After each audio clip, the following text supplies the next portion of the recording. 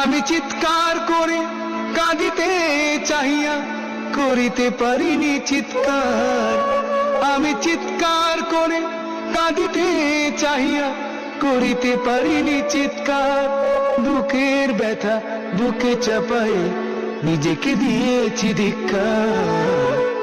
কতটুকু অশ্রু গড়ালি হৃদয় জলে সিক্ত, কত প্রদীপ শিখা জ্বালালে জীবন আলোয় উদ্দীপ্ত।